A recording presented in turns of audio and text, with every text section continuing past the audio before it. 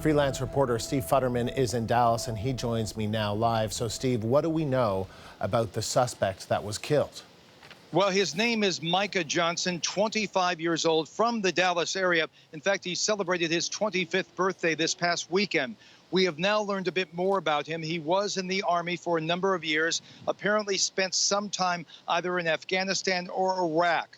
But the very interesting thing we've learned in the past hour from law enforcement sources is what he was armed with. He had an assault rifle, a semi-automatic assault rifle. He had a handgun and apparently was dressed in body armor, which makes everyone believe he knew exactly what he was going to do when he came to the protests last night.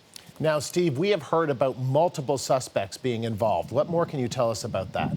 Well, we've been going back and forth with that, Andrew, throughout the day. Initially, law enforcement sources were indicating it was probably multiple gunmen. And let's take a listen to what the police chief, David Brown, said at a noontime prayer service. Our investigation of some of the suspects, it's revealed to us that this was a well-planned, well-thought-out, evil tragedy by these suspects. And we won't rest until we bring everyone involved to justice. So when he says everyone, when he uses the plural suspects, it makes us all think, well, maybe there are a number of people involved. And in the end, there may be. But right now, law enforcement officials in the last hour have been telling us it seems likely that Micah Johnson may have been the lone gunman. He may have been the only person involved in all this.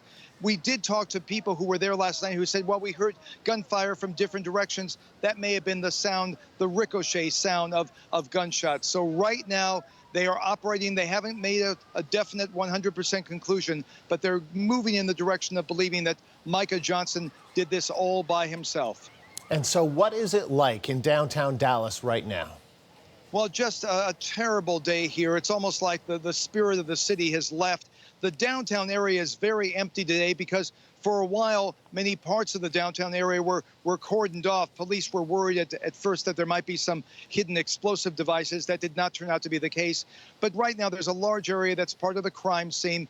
People were led to believe they should just stay home for the day if they work downtown. So basically, we have empty streets right now. The street behind me, normally full of traffic. Right now, you don't see any cars go by. I'll mention one more thing, Andrew. I spoke to an elderly woman today who's lived much, if not all of her life in Dallas. She said to me she has never been so shaken about anything that's happened in the city since 1963. And of course, that was the year John F. Kennedy was killed here in Dallas.